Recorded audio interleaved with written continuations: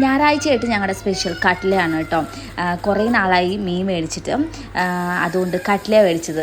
കട്ട്ല മേടിക്കാൻ വേറെ കാര്യമൊന്നുമില്ല, വേറെ മീനൊന്നും നമ്മുടെ നാട്ടിലത്തെ കിട്ടിയില്ല. അപ്പോൾ കട്ട്ല മേടിച്ചു കേട്ടോ. അപ്പോൾ നമ്മൾ എൻ്റെ അടുത്ത് പിന്നെ കല്ലുപ്പ് ഉണ്ടായിരുന്നു, കല്ലുപ്പ് ഇട്ട് വെച്ചിട്ട് നന്നായിട്ട് കഴുകിയെടുത്തു കേട്ടോ. 2 കിലോ കട്ട്ലയായിട്ട് നമ്മൾ മേടിച്ചത്.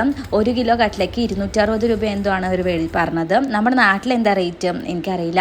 അപ്പോൾ നമ്മൾ കുറച്ചും കറി വയ്ക്കും, കുറച്ച് വറക്കും കേട്ടോ. പിന്നെ നാളെ കുറച്ചുകൂടി കറി വയ്ക്കും. അങ്ങനെയാണ് പ്ലാൻ ചെയ്തിരിക്കുന്നത് കേട്ടോ. നല്ല ടേസ്റ്റ് ഉണ്ടായിരുന്നു കേട്ടോ. കട്ട്ലയൊക്കെ കഴിച്ചിട്ട് കാലം കുറയായി, നാട്ടിൽ പോയിട്ടൊന്നും കഴിക്കാൻ പറ്റിയില്ല കേട്ടോ. അപ്പോൾ ഇവിടെ വന്നിട്ട് കഴിക്കുമ്പോൾ എന്തോ നല്ല ടേസ്റ്റ്. അതോ ഇനി ഞാൻ വെച്ചത് കൊണ്ടാണോ ടേസ്റ്റ് എന്ന് അറിയില്ല കേട്ടോ. അങ്ങനെ നമ്മുടെ മീൻ കറിയൊക്കെ ഒരു വിധം റെഡിയായി വന്നപ്പോൾ അടുത്ത പണിയായിട്ട് ഉമേഷ് വന്നിട്ട് കേട്ടോ. എന്താണെന്നല്ലേ, കുറേ മാങ്ങ ഇവിടുന്ന് കൊണ്ടുവന്നിട്ട് കേട്ടോ. എൻ്റെ അച്ചാർ തിന്നാൻ വേണ്ടിയിട്ട് അതോ അപ്പം തന്നെ എനിക്ക് അരിഞ്ഞു തരുകയും ചെയ്തു കേട്ടോ, അച്ചാറിടാൻ വേണ്ടിയിട്ട്.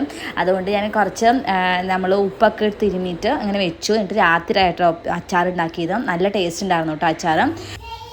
പിന്നെ ഞാൻ വീഡിയോ എഡിറ്റ് ചെയ്യുമ്പോൾ സൂം ഇന്നും സൂം ഔട്ടൊക്കെ ചെയ്യാറുണ്ട് കേട്ടോ. അത് 1-2 പേര് എനിക്ക് കമൻറ്റ് ചെയ്തിട്ടുണ്ടായിരുന്നു, നോക്കുമ്പോൾ എന്തോ പോലെ ഉണ്ട് കണ്ണിൽ നിന്ന്. അതുകൊണ്ട് ഞാനിപ്പോൾ സൂമിനും സൂം ഔട്ടൊന്നും ചെയ്യാനില്ല കേട്ടോ. ഇങ്ങനെയുള്ള കാര്യങ്ങളൊക്കെ പറഞ്ഞു കഴിഞ്ഞാൽ ഞാൻ മാറ്റാൻ പറ്റും.